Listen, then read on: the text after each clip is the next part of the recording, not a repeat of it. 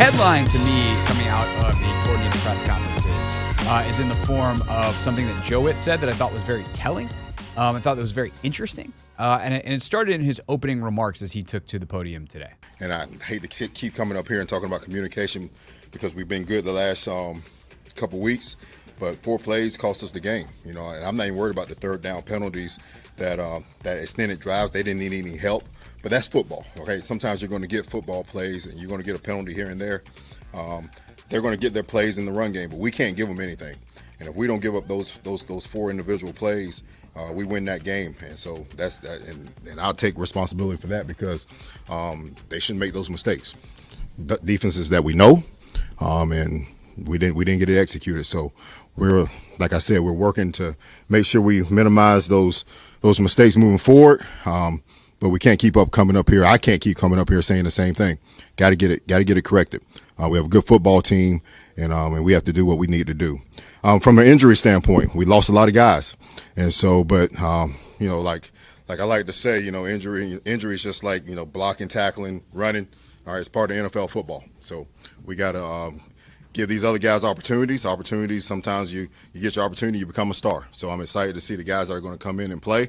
And we always talked about rolling with a deep crew, so they got to come in and be ready to rock and roll. So with that, I'll take any of your questions.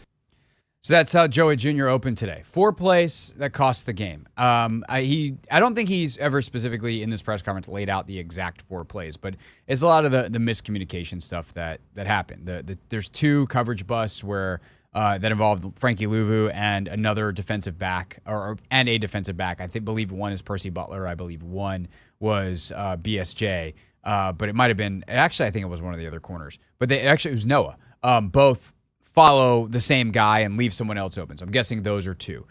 There is, if I had to guess, the play where St. Juice trails Rashad Bateman because he gets picked, and there's no communication on that.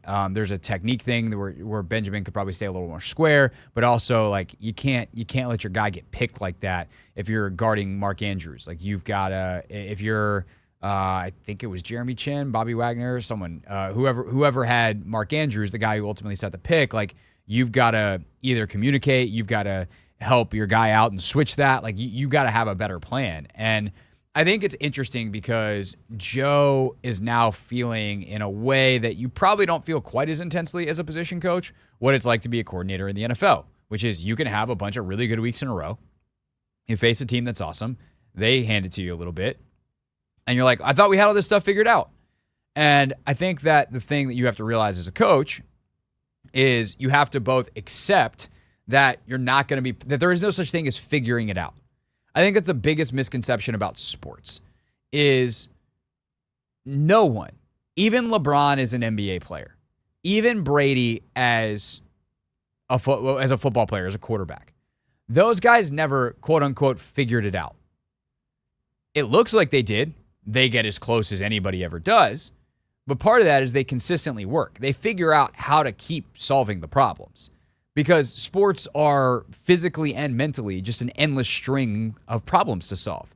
How do I get around this guy? What decision do I have to make in terms of where I throw the football? What defensive assignment do I have?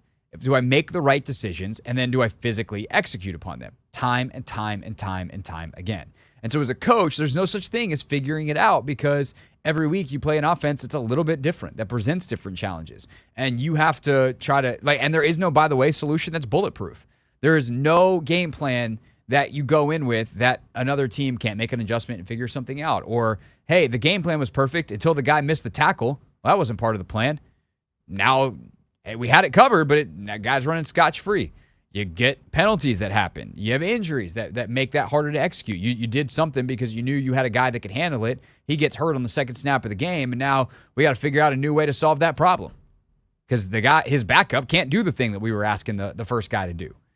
And so I think I find humor in it because I've been doing this a long time. It's probably not funny at all to Joe Whitt, and I'm not laughing. To be very clear, I'm laughing at the general nature of coaching because that's like it's something that everyone does. I'm not laughing specifically at Joe, and I'm not laughing at Joe at all. It's just to hear a coordinator get up and be like, "Well, I can't keep up getting up here and saying the same things, and I've got to figure it out because they shouldn't be doing this." when we didn't have that problem the last couple weeks. It's like, yeah, because you're coaching a bunch of humans who are young men that are trying to figure stuff out in real time and against the best athletes in the world. And you're not going to hit about 1,000 on that. But here's the important part. Here's why it's you don't need to laugh at Joe Whitt. You don't need to be mad at Joe Whitt. You don't need to be sad about anything Joe Whitt said. Is the mentality that Joe Whitt has is how you be right way more often than you're wrong. That while you have to somewhere deep down inside accept the fact that there is no such thing as figuring it out and there is no such thing as perfection, you have to constantly pursue it because the hope is that you do as good of a job as you can. And the only way to do that is to pursue figuring it out, is to make those changes each and every week. How can I either design a better scheme and use my players and put them in better positions, or do I communicate to them what I need to see happen, what they need to do in a way that allows them to execute better? And we've seen huge strides for certain players, including a highlight St. Juice, because he and I, as in Benjamin and I, talked about this in our preseason interview, where he talked about last year, I'd be responsible for the go, the dig, the comeback, the in, the out. And if anytime my guy caught the ball anywhere near me, even if it wasn't really my fault, I would get yelled at. And this year, it's like, just don't get beat deep. For instance, sometimes it's don't give up the comeback. Sometimes it's don't give up the in. Sometimes it's don't give up the out. But depending on the coverage, they're much clearer. And if, for whatever reason, you give up the thing that you were told, don't worry about that, either the guy whose fault it is going to give up or get yelled at or told, like, hey, that needs to be better. Or if it's the thing that is just the weakness in the defense, because no defense is perfect, otherwise every single coordinator would call that play every single time. If you give up the honey hole shot in cover 2, and you had good depth and a quarterback just made an absolutely insane throw, maybe it's your safety's a little bit late, but the ball winds up going over your head, but you were where you're supposed to be because you're supposed to play at 8 yards or whatever, based off down distance and whatever version of cover 2, like you're in your spot. You hustle back and get the depth when the ball is thrown, but you just get beat by a good throw. Then you go, okay. Now you give up a deep out in cover 3 where you're responsible for that. Well, now we got a problem. Like, these are the kinds of things that are really important, and Joe is trying to figure out how to make it week over week that instead of 75% of the time we're right, we're 80. Instead of 80% of the time we're right, we're 85. And you're always trying to pursue that 100, knowing that you're never truly going to get there. And I love Joe's approach to that. I love Joe's ownership of that. I think it's a way to both publicly take accountability that if fans hear this, they're like, okay, these guys are trying while not throwing players under the bus. But the reality is, too, on the back end of this, if he keeps trying stuff and they give more information and some guys maybe get it and other guys continue to not, eventually it is a reflection of the players. And that's the last part is they are understaffed in the defensive backfield. Like, obviously, Benjamin, we've talked about a lot this week. He's a guy that's not a premier number 1 corner by any stretch. I don't know that he's a premier number 2 corner. He's a fine 2 if you have a really good one. They don't. So he's asked to guard types of players and do things that you would rather not put him in position to do. Noah Igbenogany, great rotational piece. Not a guy you want to be your starting slot. That's why he's a former first-round pick who's become a journeyman around the league. Sainer still's a rookie, and he's grown week over week in a tremendous way, but he's a rookie now playing out of position because they don't have anybody else that can play out there. Kwan's got his strengths. He's still young at the position. Jeremy Chin's got his strengths, but he's also got his weaknesses.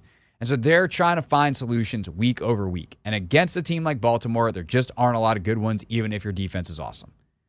And so what's going to be interesting is against Carolina, a team that does present some interesting stuff offensively, can you get it corrected to a serviceable level? That's a reflection of Joe Whitt's coaching far more than the 4 plays that you give up the game against the Ravens, because the Ravens can cause that kind of chaos because they do so many things well, and the job is so hard to do, snap in, snap out, against players that are that good, a scheme that is that good, and an operator in Lamar Jackson who is as good as anybody in the NFL.